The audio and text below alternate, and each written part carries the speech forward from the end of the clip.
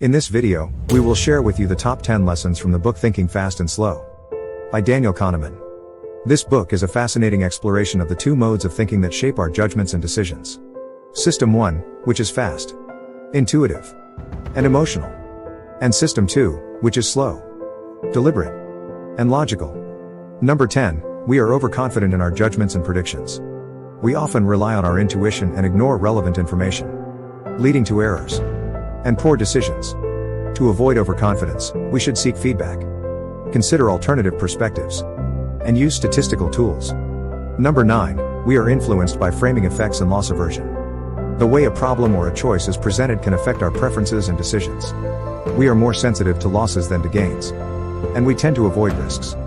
To overcome framing effects and loss aversion, we should reframe the problem in different ways and focus on the overall outcomes. Number 8, we use heuristics and biases to simplify complex problems. We often use mental shortcuts or rules of thumb to make quick and easy judgments. However, these heuristics can also lead to systematic errors or biases, such as the availability heuristic, which makes us judge the frequency or probability of an event based on how easily we can recall examples of it.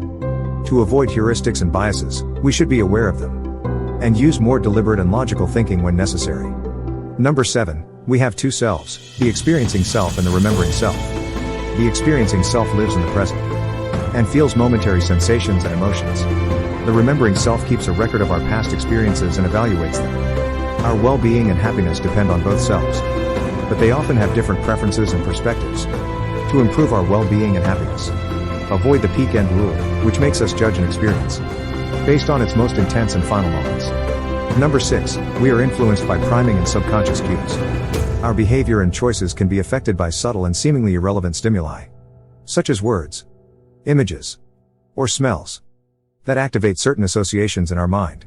This is called priming, and it can have significant effects on our performance, mood, and actions. To reduce the impact of priming, we should be aware of the context and environment in which we make decisions, and try to eliminate or control the sources of unwanted priming. Number 5, we are subject to the illusion of validity and the illusion of skill. We often believe that our judgments and predictions are more accurate and reliable than they actually are, even when we face contradictory evidence.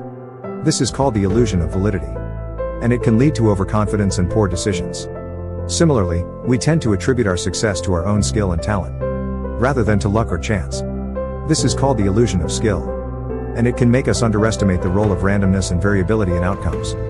To counteract the illusions of validity and skill, we should test our hypotheses, seek feedback, and acknowledge the limits of our knowledge and ability. Number 4, we are prone to the hindsight bias and the outcome bias. We often judge the quality of a decision or an action based on its outcome, rather than on the process and the information available at the time. This is called the outcome bias, and it can make us blame or praise people unfairly, and ignore the role of luck and uncertainty in results. Moreover, we tend to view the past as more predictable and inevitable than it was, and to overestimate our ability to foresee events. This is called the hindsight bias. To avoid the outcome bias and the hindsight bias, we should focus on the quality of the decision-making process, and not on the outcome. And we should remember the uncertainties and alternatives that existed in the past.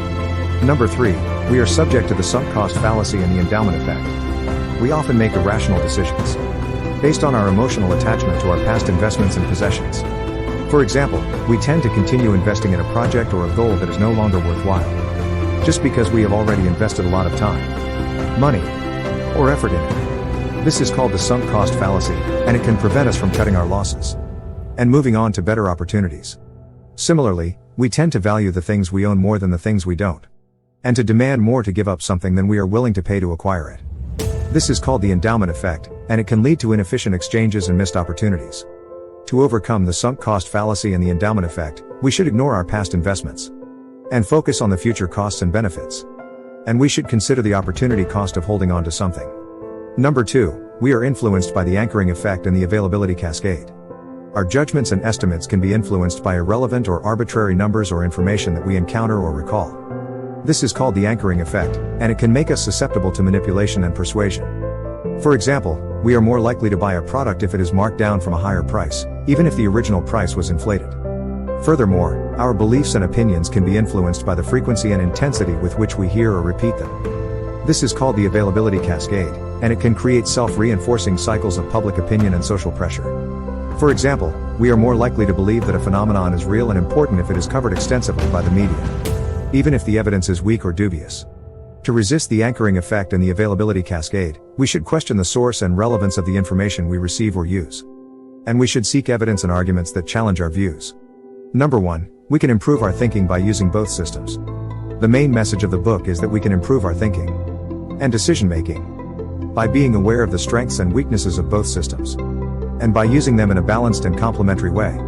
We can use System 1 to generate intuitions and impressions, and System 2 to monitor and correct them when needed. We can also use System 2 to slow down and deliberate when we face complex and important problems, and to avoid the influence of biases and emotions.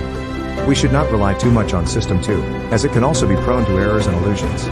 And we should not neglect the role of System 1 in making us happy and creative. We hope you enjoyed this video and learned something from the book Thinking Fast and Slow by Daniel Kahneman. If you did, please like, share, comment and subscribe to Top 10 Quests for more videos like this. Thank you for watching. Please find references in the description.